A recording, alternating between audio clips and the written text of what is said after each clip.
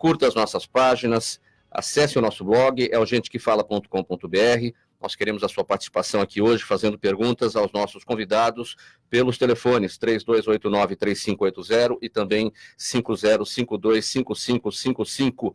Eu apresento agora os convidados de hoje desta edição do programa Gente que Fala. Aqui à minha esquerda, para você que nos vê pelas redes sociais, o sociólogo, gestor público, Floriano Pêssaro. Seja bem-vindo, Pêssaro. Muito obrigado, é um prazer imenso estar aqui com vocês todos. Aqui à minha direita, o economista José Aníbal. Seja bem-vindo ao Gente que Fala. Muito obrigado pelo convite. Espero que a gente faça um bom programa. Vamos lá. Também com a gente o advogado Rodrigo Tritapepe, ele é diretor adjunto de atendimento e orientação ao consumidor do Procon de São Paulo. Seja bem-vindo, Rodrigo. Obrigado, bom dia a todos. Mauro, é uma grande honra estar aqui ao seu lado. A honra é nossa aqui. Vamos lá. O governo prepara uma nova queda na projeção do PIB. A equipe econômica fará uma revisão do crescimento da economia para algo entre 1,5% e 2% neste ano. Isso pode levar a um bloqueio adicional de até 10 bilhões de reais na próxima revisão orçamentária. No fim de março, o governo bloqueou quase 30 bilhões do orçamento e reduziu a previsão de crescimento do PIB deste ano de 2,5% para 2,2%.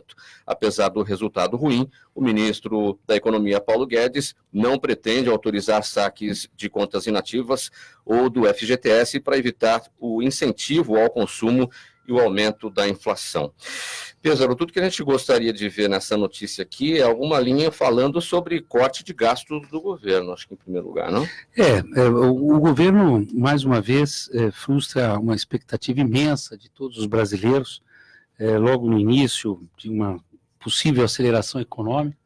É bem verdade que eles realmente pegam uma herança do passado próximo, né, especialmente do período da presidente Dilma, que foi um desastre econômico, né, conduzido pelo ex-ministro Guido Mantega, que de fato levou o Brasil a essa situação falimentar, mas o governo Bolsonaro não tem conseguido dar as respostas necessárias, muito menos no tempo necessário. Então a gente percebe claramente um governo que se inicia batendo muita cabeça, né, cortando gastos em áreas que são essenciais, como educação e saúde, e unificando ministérios. Eu dizia até outro dia para um colega nosso, meu e do Zé Aníbal, a dificuldade que é você unificar um ministério. Não é uma canetada, um decreto, né? Você tem que juntar as burocracias, a área jurídica, a área orçamentária, e obviamente que no médio e longo prazo isso pode economizar algum recurso público, mas no curto prazo não gera uma economia, porque trata-se de funcionários públicos, carreiras públicas e a própria burocracia. Então, acho que o governo, de fato, não consegue cortar naquilo que é desnecessário, supérfluo, acaba contingenciando, que é uma espécie de corte linear, né? Contingenciou educação e saúde, que são duas áreas que são essenciais para o desenvolvimento das pessoas e para a garantia do bem-estar. Então, é uma situação bastante preocupante. Aníbal, você vê algum risco de recessão no horizonte? Não vejo risco. Eu vejo quase recessão já aparecendo, um repique de recessão. Eu escrevi um artigo agora, que eu espero que saia na imprensa esses dias, e eu digo que o presidente é dado a metáforas, né? Ele gosta muito de metáforas de casamento, noivado, namorado. Eu sugiro que ele inicie um firme namoro com o crescimento econômico. Essa equipe econômica que tem é uma equipe ultraliberal. Eles acreditam que a questão fiscal resolve tudo. E acreditam que a reforma da Previdência vai resolver toda a questão fiscal. Nenhuma das duas coisas é verdadeira. Agora, o mais grave é que eles acreditam que não tem que fazer nada. E o ministro está confirmando isso aqui agora. Só não vou, com o aumento de inflação, a economia está parada. Pode reduzir a Selic, a taxa de juros, 1%, não vai acontecer pressão inflacionária nenhuma. Tem que reduzir também o spread, o risco que os bancos cobram, que é enorme no Brasil.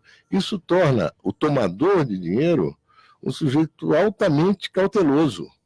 Então, os negócios estão arrefecendo. São Paulo é uma cidade, terra das oportunidades, que hoje tem gente passando fome, nas periferias de São Paulo, na sul, na leste, na oeste, na norte. Os bicos já não existem. um número suficiente. Os pequenos comércios estão fechando nas periferias e mesmo nas regiões centrais. Por quê? Porque o cidadão tinha uma renda. Ele descarregava o caminhão no mercado central, ele vendia quentinha, ele fazia isso. Já não tem oferta, teria. Se houvesse demanda, não tem procura. Então, há um empobrecimento. A cidade de São Paulo, que é a principal cidade do Brasil, está abatida. O que eu digo, o governo tem que parar de vender a ideia que a Previdência é a tábua de salvação. Eles estão transformando a Previdência numa miragem. É importantíssimo fazer essa reforma. Ela virá, não sei com que dimensão, mas o governo tem que operar a microeconomia, fazer o país funcionar. Significa tomar várias providências, agir política externa brasileira. Existe coisa mais patética do que esse pessoal está fazendo? Tem que ser pragmática. O Brasil tem que vender mais lá fora, comprar mais, vender mais, integrar-se mais à economia internacional. Na questão aqui concreta, reduzir juros. Nem vai impactar muito, mas ajuda de alguma forma. Tem o que fazer, o BNDES tem que dar atenção às pequenas e médias empresas para se modernizarem e serem mais competitivas. Fica uma lerdeza. O Brasil, a equipe econômica está paralisada. E o presidente não pode dizer que está só há 4 meses. 4 meses de um momento muito importante, expectativas enormes no governo dele que estão se frustrando, onde ele poderia estar muito mais ativo, ele, inclusive, à frente disso. Ele já disse que não entende de economia, mas ele tem que entender de sofrimento da população. As pessoas querem que realmente haja uma recuperação da atividade econômica. É tão contraditório esse governo que ele está falando aqui na sua manchete. Eles estão, a revisão do crescimento, entre 1,5% e 2% esse ano. O Focus, que é o boletim do Banco Central, semana passada foi 1,49%, essa semana 1,45%. Quer dizer, o Focus está na frente do governo. E tem gente que já fala em 0,8%. Isso é um desastre. Para quem está procurando emprego, para quem tem expectativa de manter o seu emprego, isso tem um efeito em cascata muito danoso. Eu acho que o governo devia dar uma atenção central a isso. E quando a gente vê nessa nota que o Paulo Guedes não pretende autorizar saques de contas inativas ou do FGTS para evitar o incentivo ao consumo e o aumento da inflação, isso já foi feito no governo passado. Isso seria uma estagflação, que é o pior dos cenários, ou seja, seria parado com o preço subindo. Claro, isso seria um estímulo ao consumo básico das famílias que tivessem acesso, que podem ter acesso a isso. Há o que fazer. O Fundo de Garantia tem 160 bilhões de reais no mercado financeiro. Pega 20, 30 bilhões desse recurso e investe em infraestrutura, gera emprego, toma medidas ousadas. Nossa, a gente não tem ousadia nenhuma. A sensibilidade política deles é zero. É só a questão fiscal, acertar a conta. Acertar a conta, tem economistas que falam que é exatamente o contrário que você tem que fazer. Você tem que reanimar a atividade econômica para o governo arrecadar mais. Para acertar a conta, o Brasil tem que crescer, né, Zé? É isso. Como é que vai acertar arrecadar mais, empregar mais, ter mais renda e mais imposto. Rodrigo, qual a sua percepção sobre esse tema? Sim, toda a movimentação da economia, o reflexo que você tem é na diminuição do poder de compra do consumidor e os riscos que ele corre, e um deles é o superendividamento. Né? Então, ele, como o professor José Aníbal falou, os bicos, enfim, as mãos de obras que tinham uma constância, que tinham uma renda fixa, ele perde isso. Logo, ele tem uma rotina de crédito que ele deixa de usufruir e ele parte para as suas alternativas. E não é novidade, é um assunto recorrente no PROCON, como aumentou cada vez mais, e aumenta cada vez mais o número das pessoas super endividadas. Né?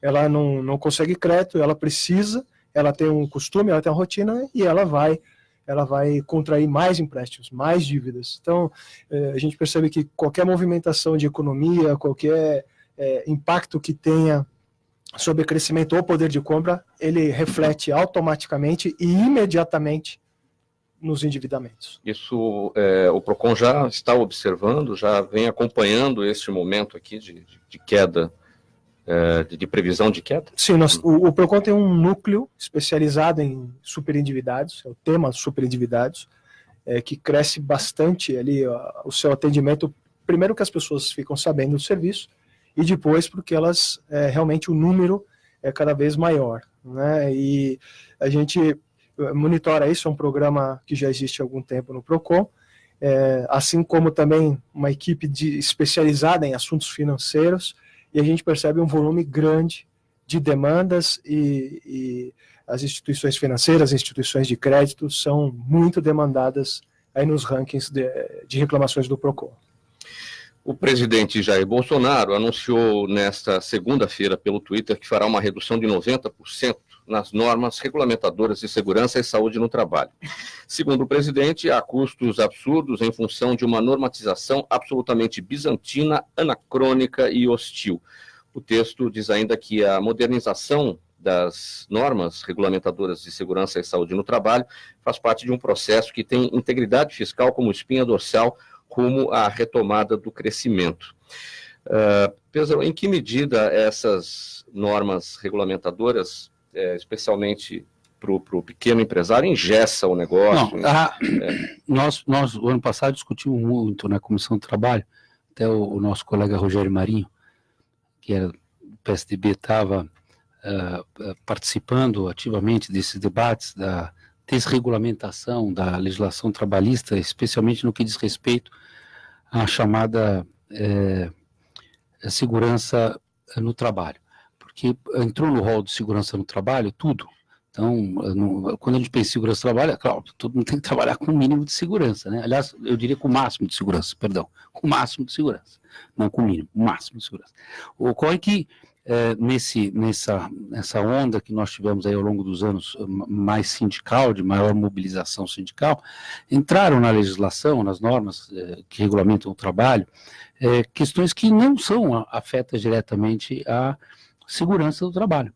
Então, eu não quero dar algum exemplo que possa parecer menor do que a importância, mas alguma coisa, por exemplo, relativa à acessibilidade, né? Então, uma acessibilidade inoportuna para aquele espaço, ou coisas do gênero, né? Alguma barreira física, enfim. Não quero aqui dar o exemplo exato, porque eu não os tenho, e porque isso pode soar como algo menor do que de fato é. Então, a desregulamentação, ela passa, de fato, por diminuir o custo da produção nesse quesito da empregabilidade em relação a questões de segurança do trabalho. Mas isso tem que ser feito com muito cuidado, justamente para manter aquilo que é essencial, que é o trabalhador tem que ter segurança naquilo que ele faz, né? Segurança física, segurança mental, segurança no seu dia a dia. Então, é isso. Eu não conheço ainda essa desregulamentação que está sendo proposta, acho que o Congresso deveria analisá-la antes de ser efetivada, provavelmente eles farão por medida provisória, e isso vai dar ao Congresso menos tempo para analisar, mas tem que analisar. Zé Aníbal, um arcabouço de normas muito antigo, muito pesado, muito complexo, não significa necessariamente eficiência. Acho que talvez seja esse o objetivo, reduzir para ganhar maior eficiência. Se for esse o objetivo, é um bom objetivo. O problema do nosso presidente é que ele está gastando muito a credibilidade dele com impulsos sucessivos, né? Ele distrai um pouco a opinião pública, ele não entra na questão crucial, que é o emprego, renda, combate à desigualdade. Esse é o grande desafio do Brasil hoje, preservar a democracia, é o D&D, democracia e desigualdade. E ele anuncia uma coisa séria, desregulamentar, fazer melhor, compatibilizar, tornar mais contemporânea a legislação, mas atenção, nada que possa levar a relações de trabalho que sejam cada vez mais pouco claras, pouco definidoras de direitos que são fundamentais. Não é? Nós todos queremos emprego, mas emprego com dignidade, com salvaguardas, etc, etc. Não é burocratizar, mas fazer uma boa desregulamentação, que necessariamente terá que passar pelo Congresso, é algo que pode ajudar muito na facilitação do emprego. O mundo da indústria 4.0, né? A tecnologia, a inteligência artificial, né? A comunicação entre máquinas, essa mega revolução que está acontecendo no mundo, exige mudanças, muito na relação de trabalho, exige mudanças de toda a natureza, na formação, na qualificação, enfim, todas essas áreas. Eu queria dizer que o presidente, olha, ele teve ele já anunciou coisas como que ele fará. O presidente não pode tudo. O grande prêmio de Fórmula 1 traz para São Paulo, será no Rio de Janeiro ano que vem. O cara da Fórmula 1 disse, não, tem um contrato, nós vamos fazer em São Paulo. Depois pode conversar. Várias vezes ele falou e depois recuou. Né? Eu quero que vá para o Rio de Janeiro. Mas mas isso não é assim. O presidente tem que se concentrar mais. Está cansando essa distração. E essas questões como essa, é como disse o Floriano, ele devia ter tido a preocupação de ponto 1, 2, 3, pelo menos, dar já uma... Ele diz que está fazendo, que vai fazer, foi até muito erudito, né? Diz que a legislação atual... Bizantina. Essa bizantina, né? Eu nunca vi o presidente usar uma expressão tão bizantina assim, né? Mas, enfim, o fato é que não dá para brincar com a situação do Brasil. Há uma urgência.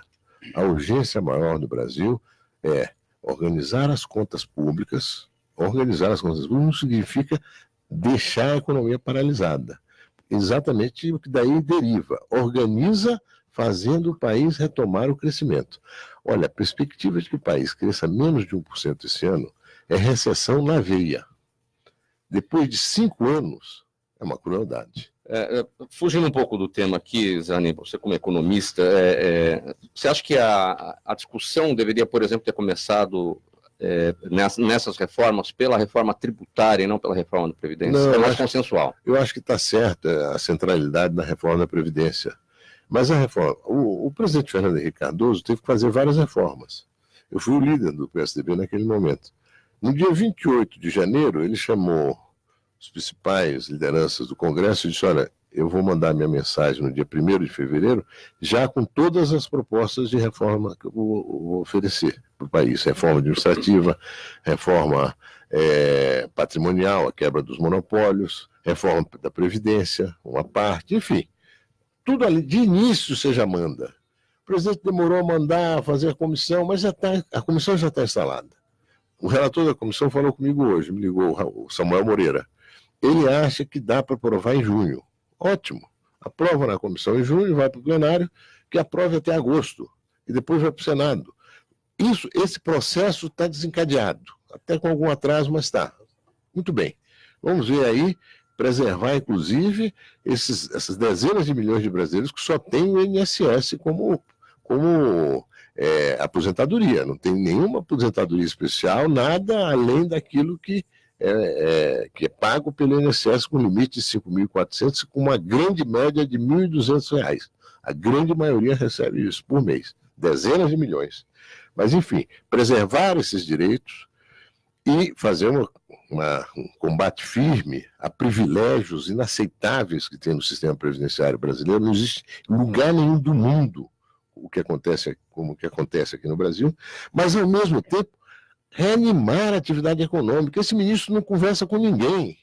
Ele não sai de Brasília, não vai a Recife, não vai a Belém do Pará, a Porto Alegre. E aí? Onde estão as coisas, as travas? Ter uma relação com o setor industrial que não seja ideológica, que seja pragmática. A indústria precisa se reanimar. Nós temos setores na indústria brasileira que são altamente competitivos. Acelera essa melhora da competitividade, estimula. Não é com exonerações, com dinheiro a juros negativos. Existem estímulos de toda a natureza, normativos, regulatórios. Agir não pode essa pasmaceira que está aí. Esse otimismo, Aníbal, do deputado Samuel Moreira, em relação a esse prazo, até julho, você falou com ele, junho o relator lá na comissão especial da reforma da Previdência. Que cronograma ele tem para ter esse objetivo de junho? Ele quer apresentar rapidamente o relatório dele. E apresentado o relatório, a comissão tem umas meia dúzia de sessões, 8, 10 no máximo, para votar. Aí dá para votar em junho. É uma possibilidade. Eu acho que é um desejo de todos nós que esse troço chamado Previdência, que virou um troço mesmo no Brasil, eu possa andar e andar bem, e de preferência tirando privilégios, que são privilégios de fato, daqueles que recebem de forma integral. O ideal seria que nós tivéssemos um teto único para a previdência pública, para a previdência privada e assim por diante. Agora, eu acho que tinham 10 sessões programadas para para audiências públicas, né? Hoje é a segunda. Hoje é a segunda. Eles estão conseguindo fazer uma média de 1, 2, eles devem conseguir fazer 2 por semana, nas terças e nas quartas. Então, você veja que isso nós já vamos entrar na metade de junho. Em 5 semanas só para essas 10 sessões na comissão. Se tudo der certo, né? Ainda nós temos depois a leitura do parecer e aí 5 sessões de debate. E o mês de junho, né? As festas juninas. E as festas juninas, né? Que nós... Por isso que eu falei do otimismo do relator. Não, eu não sei se consegue em junho. Se não conseguir em junho, pode entrar em julho. O risco de julho é o recesso. Mas aí não, e seguraria, enfim. Mas é um calendário apertado. Rodrigo, vamos voltar ali para aquele tema inicial das normas regulamentadoras. Como é que o PROCON observa isso? Sim, as normas regulamentadoras é uma fonte importante para o trabalho, principalmente de fiscalização do PROCON. Né? As normas, elas muitas vezes cumprem, né, preencher lacunas que a lei deixou, e isso orienta aí muito do nosso trabalho. O que é interessante aqui que nós temos que pensar o seguinte, que você diminuir de alguma maneira a segurança ou os controles da saúde do trabalho, ele vai refletir na prestação do serviço.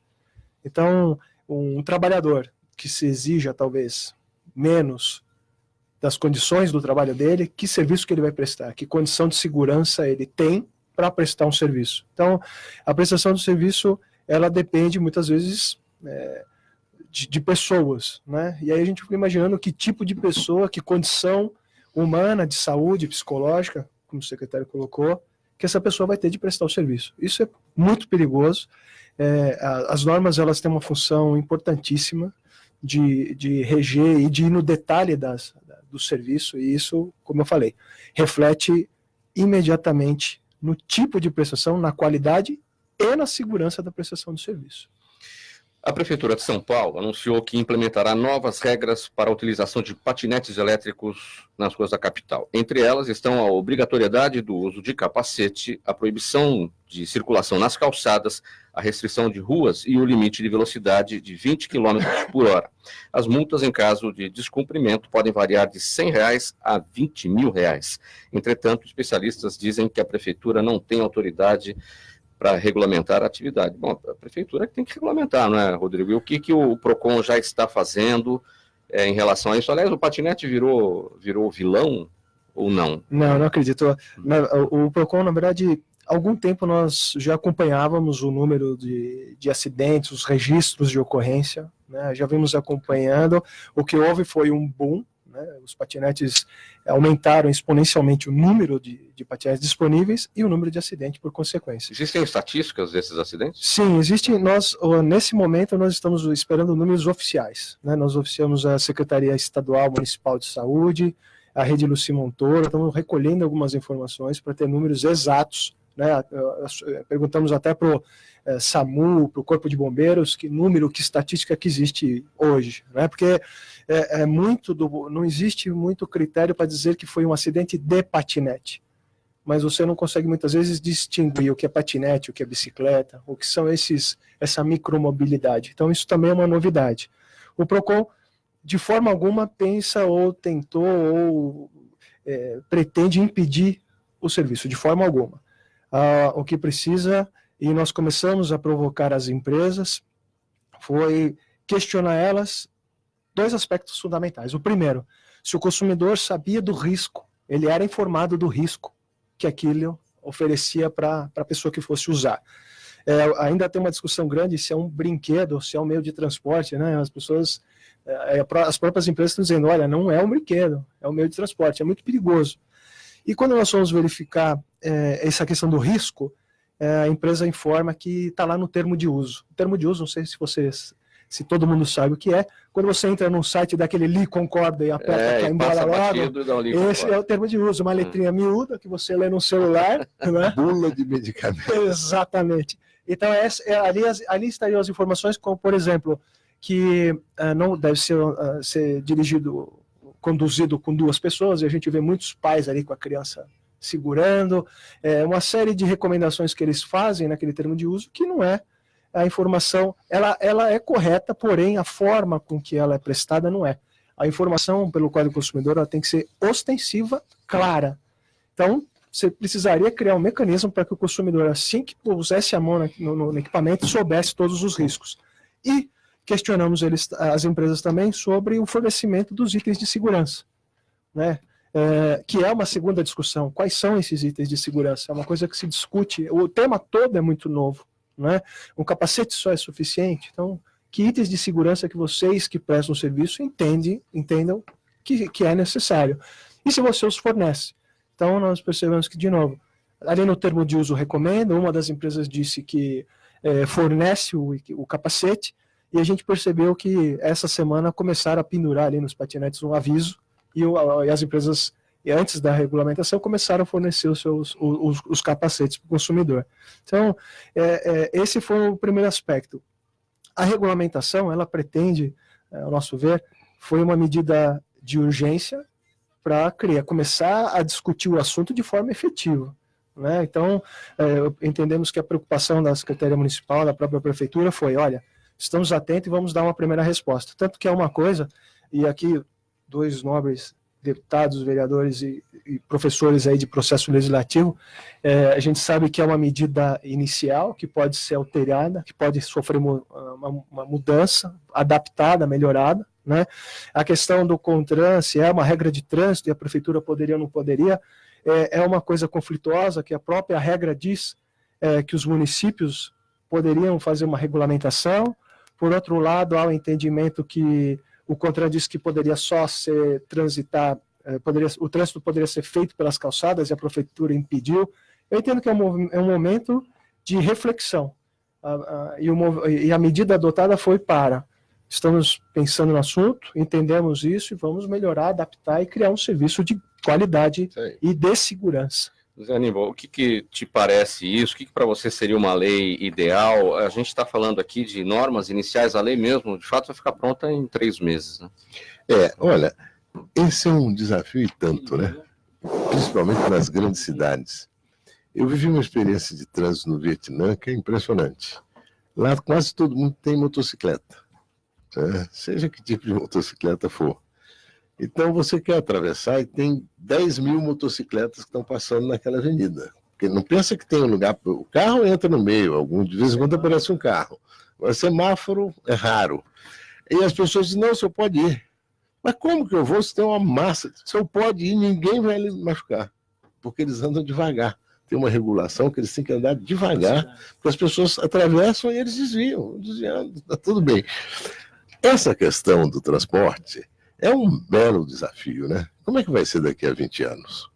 Eu defendo para São Paulo, eu acho, não sei, também acho, não tenho como operacionalizar isso. São Paulo já tem uma boa rede de transporte sobre trilhos, CPTM e metrô.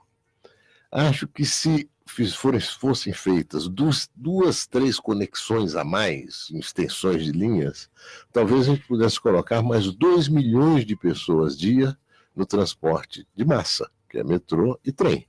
Iria de 7 para 9. Isso aliviaria muito o trânsito de São Paulo.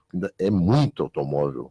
Você vê todo dia o sofrimento de pessoas que entram no mesmo congestionamento para vir e para voltar para casa. Abriria espaço para a micromobilidade. Para micromobilidade. Então, esse desafio do patinete é um desafio tanto. Eu entendo a preocupação da prefeitura, é justa. Não pode estar acontecendo acidente, está todo mundo encantado com o patinete, mas mostrar um filme lá, você vem, pum, quebra a clavícula, outro isso, tem que usar o capacete, e é um desafio, estamos no início, a prefeitura está procurando organizar para que disso não resulte uma situação muito desagradável. Quero anunciar a presença agora aqui com a gente, nessa edição do programa Gente que Fala, do vereador Mário Covas Neto, do Podemos. Seja bem-vindo, vereador. Muito obrigado, desculpe aí o atraso.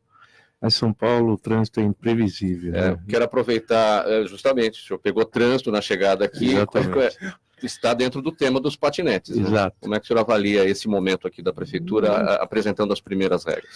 Eu acho que é o início de um processo de discussão. Na verdade, a questão do patinete é uma novidade, não é só aqui em São Paulo. A gente tem relatos de outros países, inclusive, que estão vivendo também esse drama. Não há uma comparação de uma legislação mundial que possa servir de base. Então, a prefeitura, na sua obrigação de gestor público, ela tem que tentar normatizar isso. Eu acho que ainda vai ter uma discussão longa, porque, veja, a questão do capacete, por exemplo, eu até acho que é razoável que se use, na medida que tem uma velocidade um pouco grande para um veículo muito pequenininho, frágil. Mas você tem outras modalidades que não são obrigatórias o capacete, que andam na mesma velocidade. A bicicleta, por exemplo, pode andar até mais rápido, e não é obrigatório o capacete. Então, eu acho que esse é um processo de discussão. A verdade é que a desorganização disso está causando uma série de desconforto, seja para o usuário do patinete, seja para os pedestres, enfim, e precisa ser observado. Então, eu acho válido. Pedro, a sua percepção sobre esse tema?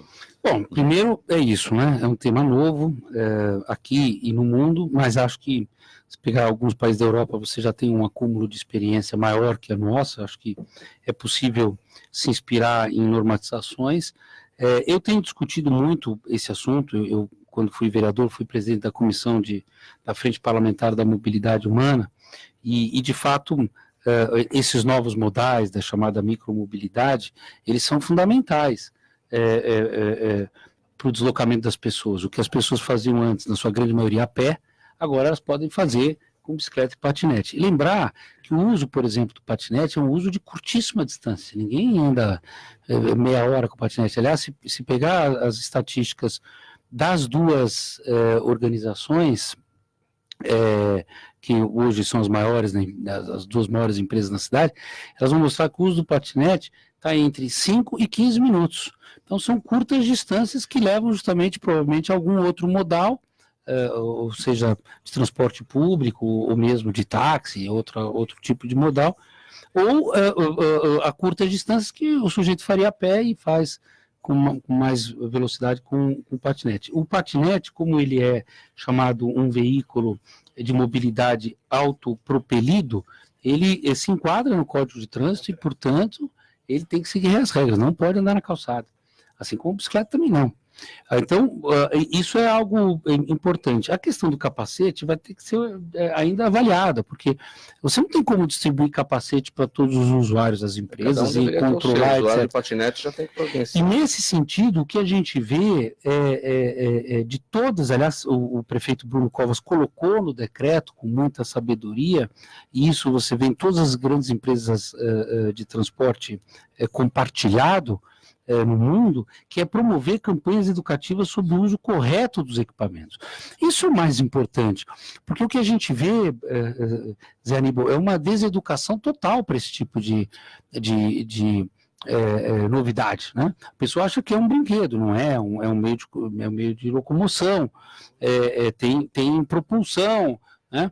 Então, pode atropelar, pode ser atropelado, né? Então, respeitar, e mesmo nas bicicletas a gente tem verificado um desrespeito absoluto às regras e às pessoas. A pessoa vai de bicicleta em cima da outra, anda na calçada, não para no farol, né?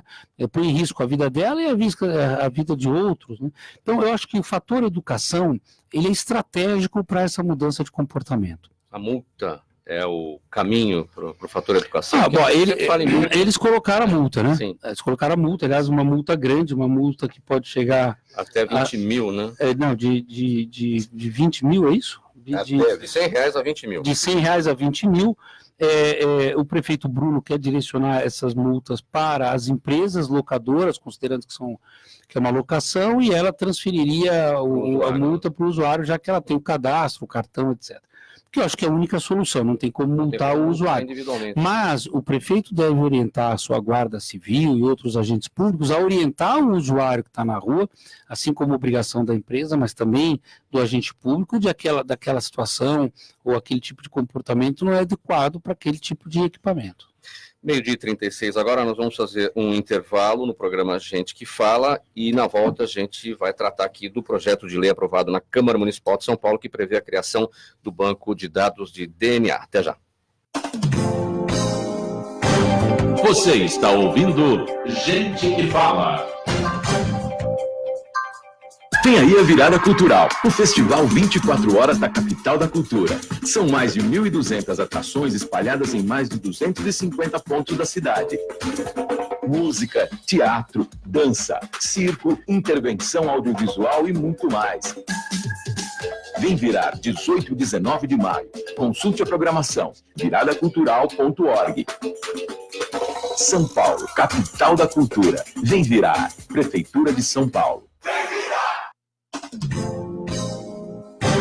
Você está ouvindo Gente que Fala.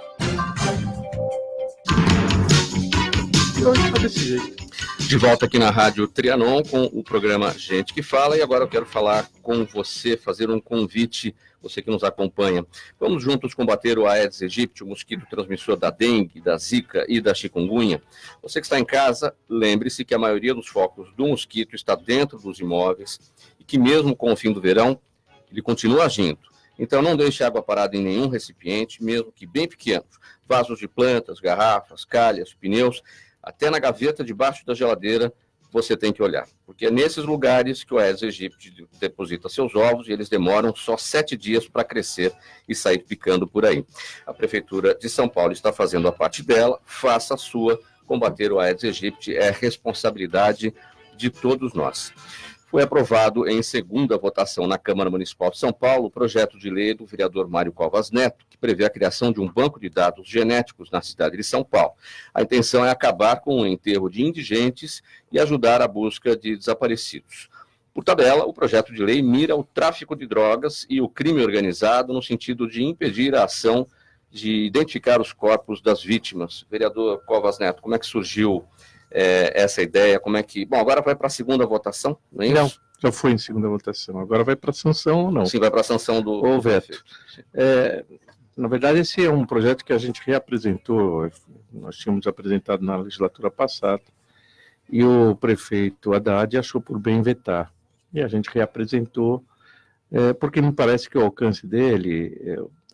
A razão do veto do prefeito Haddad foi porque ele achava que só fazia sentido você fazer isso num ambiente maior, não no limite da cidade.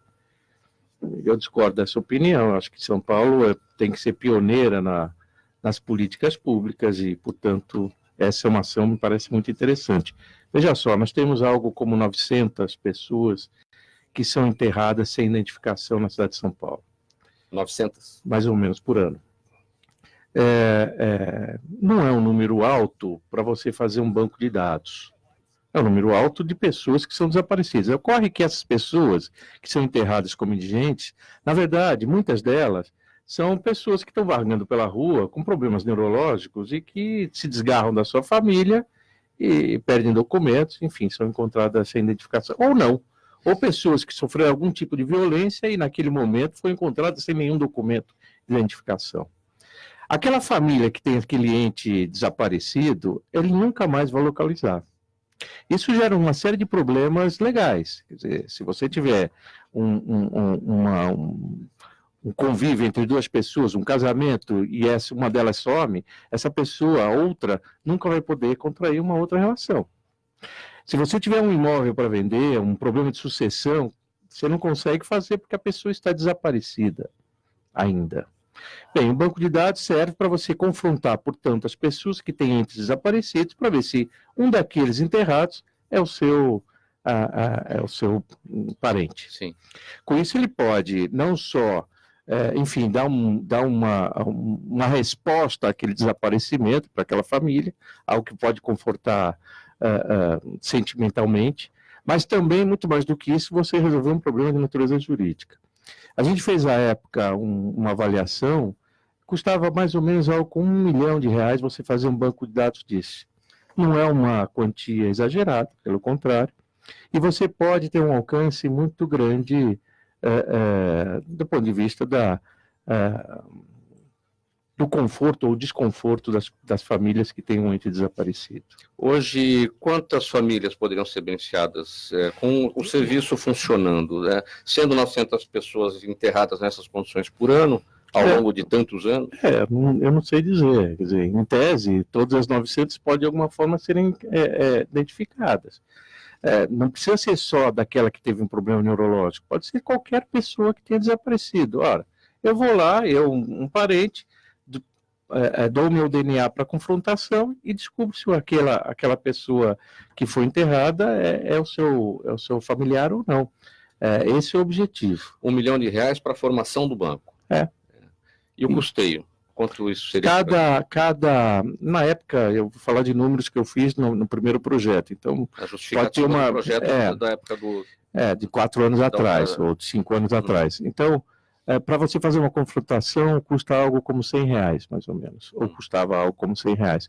Então, portanto, é um serviço que as pessoas podem resolver um grande problema. Isso vale também para o crime organizado, porque ele pode desaparecer se você tivesse algo assim na época da ditadura, você certamente poderia reconhecer aqueles vários ossadas que foram encontrados lá no cemitério de Perus, por exemplo. Eu acho que, só para complementar, o vereador Mário Covas, ele foi muito feliz na iniciativa, primeiro porque acho que tem uma questão de direito, né? E está bem claro aqui no projeto, o direito da pessoa de poder ser identificada, né? E daqueles que o cercam. Mas depois também em relativo à questão de segurança, quer dizer, um banco de dados como esse pode servir no médio e longo prazo para várias ações de segurança pública, de identificação. Então é uma iniciativa que foca uma determinada área, que é essa área da identificação, mas ela pode ser muito mais abrangente do ponto de vista de uma política de inteligência, de segurança e assim por diante. Então, quero parabenizar aqui o vereador Mário Covas pela iniciativa. Professor José Aníbal, sua percepção sobre esse tema. Eu ouvi o Mário Covas Neto expor aí o programa, eu não conhecia o programa. De fato, o reconhecimento de todo cidadão ou toda cidadã que morre, seja qual for o motivo ou a situação em que ele estiver, é um desejo ardente de todas as famílias, né? Todo mundo quer saber o que aconteceu com seu familiar, a gente viu essa tragédia de Brumadinho, o desespero das 30, 40 famílias que ainda não conseguiram encontrar.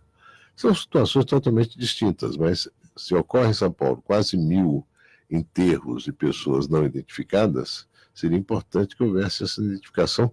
Do ponto de vista de famílias, tem também a questão da segurança, enfim. Se não for algo que acrescente dispêndio, se for algo que possa, inclusive, ser dentro de uma estrutura já existente, você acrescenta essa estrutura, acrescenta esse serviço, é algo inteiramente razoável. Rodrigo. Interessante números, né? Você tem hoje uma proporção de reclamações no PROCON. Se você for comparar reclamações de saúde para telefonia, são 10%. Então seria, vamos imaginar, 8.000 reclamações para telefonia e 800 para as causas de saúde. Isso quer dizer o quê? Que é menos importante a atenção que a gente dá à saúde para a telefonia? Não. O número, como o vereador disse, de 900 pessoas, é um número expressivo.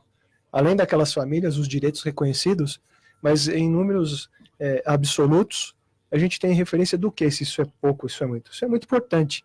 Então, nós atendemos 10% de questões de saúde, mas elas são vitais, claro, né? Então, a quantidade não diz que é mais ou menos importante. Eu acho fundamental e mais um avanço que a nossa sociedade encara, né? Agora começar a falar de DNA, eu só queria fazer uma observação. São 900 na cidade de São Paulo. Na cidade de São Paulo, pois é. Se esse banco de dados, que é uma coisa pioneira, for feito em outros municípios, vai ficando maior o banco e atingirá certamente um número maior de pessoas.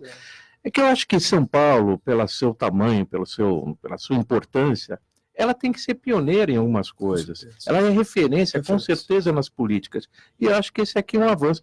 Eu penso até que vai chegar o dia que todos nós, ao nascermos, já teremos a coleta do nosso DNA enfim, para identificação. Seria o certo, né? Claro. Perguntas do público que acompanha o programa Gente que Fala de hoje. Floriano Pêsaro, o Jaime do Jardim Bonfilholi pergunta o seguinte: na eleição do ano passado, o que foi mais forte? O voto anti-PT ou anti-PSDB? Não, o voto anti-PT, sem dúvida nenhuma. Quanto a isso, eu não tenho dúvida. Até porque a narrativa, né, os discursos, tanto do Bolsonaro como de todo o PSL, enfim, Novo, todos esses partidos eram contra o PT, né? Aliás, o segundo candidato de todos era o Geraldo, né? O Alckmin era o segundo candidato de todo mundo respeitava.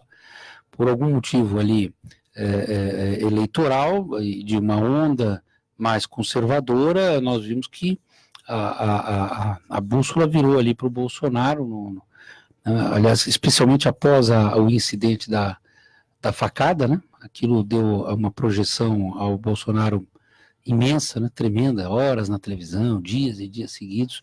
Então aquilo de alguma forma acabou conduzindo a eleição e o Brasil perdeu talvez a oportunidade de ter um dos homens mais preparados para governar o país, que era o Geraldo Alckmin. Então é isso. Em relação ao PSDB, eu discordo com o Jaime, que eu respeito muito, aliás, acompanho há muitos anos, mas eu discordo porque o PSDB teve uma vitória importante aqui no estado de São Paulo com a eleição do governador João Dória e mesmo antes com a eleição do João Dória prefeito e o Bruno vice-prefeito. Então, eu não acho que foi contra o PSDB, realmente foi uma eleição que polarizou, onde o PT era de fato o vilão, e uma oportunidade, se é que eu posso chamar de forma lamentável o fato que aconteceu, mas uma oportunidade eleitoral, política, após a tragédia ali, aquela coisa horrorosa, aquela violência da facada no Bolsonaro, que deu a ele uma projeção que ele de fato não o tinha. Rodrigo, a Marta de Santo Amaro pergunta por que os órgãos públicos não podem sofrer reclamações de consumidores junto ao PROCON. Obrigado, Marta, pela sua pergunta. Não, recebe sim. Nós temos uma equipe especializada que atende as reclamações de Sabesp, Eletropaulo hoje privatizada, ainda a companhia de gás também, e recentemente o PROCON multou os Correios num valor bem alto, não vou arriscar agora aqui dizer para você, mas foi na casa dos milhões, pela má prestação do serviço do Correio na entrega, no rastreamento, enfim, os órgãos públicos são sim objetos aí de atuação do PROCON. Os procedimentos para fazer uma reclamação contra um órgão público são iguais, a qualquer reclamação contra uma empresa privada? Sim, sim. Os canais de comunicação do PROCON pela internet, os postos do Poupa Tempo, são os canais de entrada, o consumidor procurar e fazer o registro da má prestação do serviço de qualquer esfera. Professor Zé Aníbal, o Caio de São Vicente pergunta qual a sua opinião sobre a possível fusão entre o PSDB e o Democratas. Incipiente ainda essa conversa, né? Eu acho não só incipiente, como improcedente. Improcedente. Eu não tenho nada contra o processo de agregação, mas eu acho importante que os partidos tenham características que os distingam junto à opinião pública, sejam elas quais forem. O maior aglomerado de partidos no Brasil é o chamado Centrão. Tem o PR, o PP, o MDB, o PSD, o Solidariedade, o não sei o quê, tem 10 ou 12 partidos ali. Você imagina para o cidadão o que significa isso, Centrão? Não significa nada. Significa um amontoado ali de siglas e tal, que o eleitor não desconhece quais são os compromissos básicos dessas siglas com a cidadania, com o eleitor, não é? Com as pessoas, com as expectativas, essa situação tão grave que o Brasil vive hoje. Eu queria rapidamente só me desculpar a minha assessoria não falou que tinha que vir de paletó aqui no programa, mas está todo mundo empalitado aqui. E o que eu vejo aí como relevante nessa questão partidária é que em algum momento os partidos haja um processo, não sei quando isso vai acontecer, mas de reagrupação, porque isso ajuda muito a vender gato por lebre.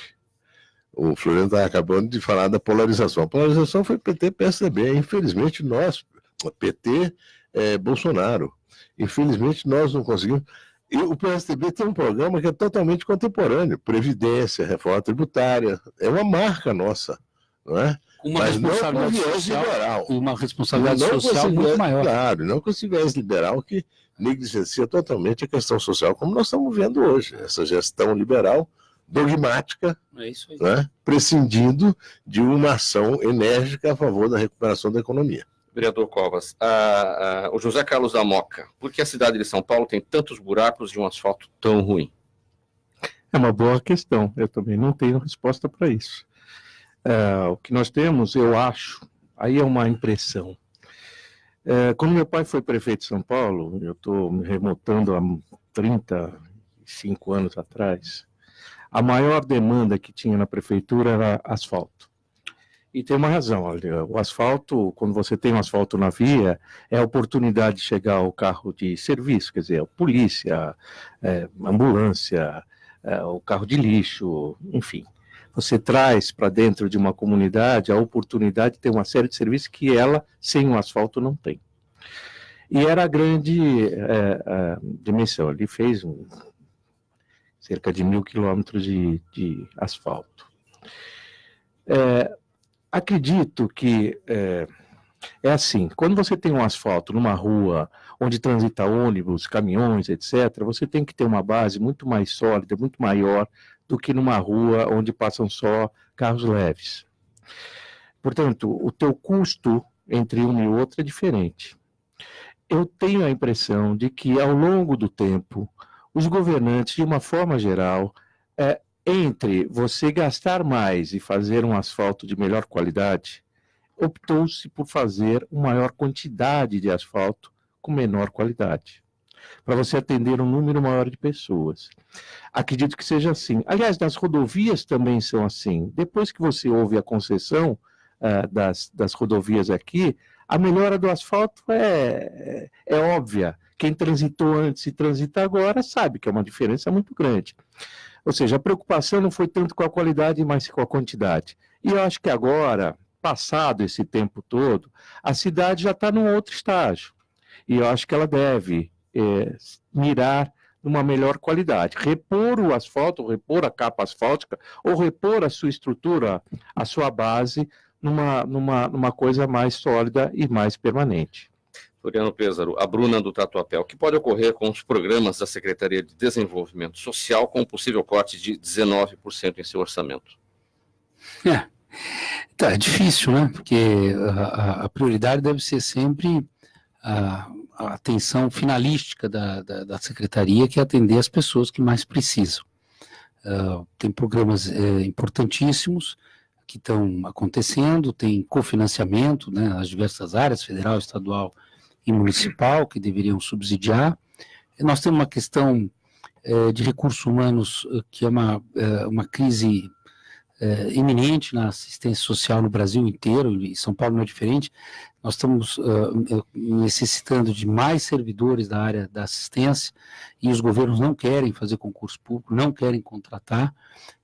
Grande parte hoje dos serviços socioassistenciais no Brasil são terceirizados por organizações sociais e ONGs, enfim, de todos os tamanhos, e é preciso uma padronização de serviços, é preciso uma tipificação de serviços, coisa que nós conseguimos, e acho que até conquistamos com o Sistema Único de Assistência Social, SUAS, e precisamos zelar para não perder esse tipo de padrão na prestação do serviço socioassistencial. A assistência social muito deixou de ser algo de meramente caridade ou de filantropia, em que pese, isso também é importante, mas para ser uma política pública de verdade. Zé Aníbal acompanhou isso de perto quando foi deputado federal, hoje senador. O Mário Covas Neto acompanhou isso comigo na Câmara de São Paulo, aliás, vem me acompanhando há muitos anos, né? E sabe a minha preocupação com a política pública. Acho que quando você coloca em governos, independentes de quais sejam, mas em governos, pessoas que vêm, muitos aliás até da iniciativa privada, achando que vão fazer na área pública o que fizeram na iniciativa privada, estão equivocados e não dão certo. Porque na área pública é preciso pactuar com os parlamentos, com a Câmara Municipal, com as assembleias, é preciso criar políticas que sejam de fato públicas, para todos, que tenham transparência, que tenham monitoramento, avaliação, orçamento adequado. Então não é assim, você não dirige uma área pública como se dirige uma empresa. E eu estou preocupado nesse momento, porque tenho visto esse debate sobre a prestação do serviço socioassistencial ser relegado a quinto plano. E isso não é bom para uma sociedade tão injusta como a nossa. Rodrigo, a Gisele de Pinheiros pergunta como o PROCON consegue acompanhar os serviços de aplicativos que terceirizam entregas. Ela cita aqui como iFood, como Uber Eats, etc. O PROCON depende de registros do consumidor. Então, os números, as chamadas, os protocolos que o consumidor abre que permitem com que nós possamos aí atuar e autuar também. Até peço para ela, se ela puder fazer esse contato e quiser mandar um e-mail para nós, para a gente saber exatamente qual que é o caso dela, né? Às vezes é uma coisa genérica que na especificidade tem um outro sentido. Se ela puder fazer um contato, ela pode mandar o nosso e-mail para DAOC é a nossa diretoria, DAOC, procon.sp.gov.br. Esse é o e-mail da diretoria e a gente pode oferecer ela uma instrução melhor e mais específica. Então, daoc@proconsp.gov. Exatamente. daoc@procon.sp.gov.br. Exatamente. Aproveitando que você está com a palavra, Rodrigo Tritapepe, sua palavra final. Eu queria agradecer, Mauro, o convite. Você é uma pessoa que eu admiro bastante, acompanho seu trabalho. O Fausto Camunha é um grande amigo também. O PROCON à disposição, eu também. E é um prazer muito grande usar do sistema de rádio para poder se aproximar da população. E a honra de estar ao lado das pessoas que aqui estão, que eu admiro desde a minha adolescência. Muito obrigado pela oportunidade de estar do lado de vocês. Professor José Aníbal, sua conclusão. Bem, ele acabou de chamar a gente de velho, viu, Zé Aníbal? Só para ficar claro. Mas essa é Eu também admiro o Zé Aníbal desde a minha adolescência, tá? Só deixar isso claro. Essa é a dura realidade. O tempo passa. Todos chegaremos lá, né, Zé? Ô, Mauro, muito obrigado aí pelo convite, seu, do Fausto, da produção do programa. Nós todos agradecemos. E muito obrigado pela ter compartilhado aqui com o Floriano, com o Mário Covas Neto, com o Rodrigo, essa hora. Às vezes a gente não consegue terminar uma pergunta, né? Você tem que ter... Eu vou propor a próxima vez para o Fausto, que eu vou chegar mais cedo aqui, ele vai me dar a pauta, e eu vou tentar sintetizar o mais possível as minhas respostas em cada uma das questões para ganhar mais tempo. Ela emenda uma na outra. Tem tanta coisa em aberto, né? É interessante porque estimula, mas ao mesmo tempo preocupa. Vereador Mário Covas Neto. Bem, de novo, me desculpa aí pelo atraso, mas agradecer a oportunidade de ter desse convívio de meia hora, pelo menos de metade do programa, com as pessoas que fazem parte dessa mesa. É sempre muito bom estar aqui, porque eu acho que é uma oportunidade da gente prestar um pouco de contas do trabalho da gente, divulgar um pouco o que a gente pensa. Enfim, é a oportunidade de estar mais próximo da população. Olha, a gente só vai desculpar se na próxima eu vier de patinete. Aliás, de repente eu chegaria mais rápido mesmo. Obrigado, querido. Obrigado, Mauro. Obrigado. Quero agradecer muito o Fausto Camunha, Zenildo, obrigado. Zé Aníbal, grande homem público, muito obrigado à sua companhia, Mário Covas Neto, Rodrigo, obrigado a todos. Termina aqui o programa Gente que Fala de hoje. O nosso agradecimento ao sociólogo, gestor público Floriano Pêssaro, o economista professor José Aníbal, o vereador Mário Covas Neto, do Podemos, o advogado Rodrigo Tritapepe, diretor adjunto de atendimento e orientação ao consumidor do PROCON de São Paulo.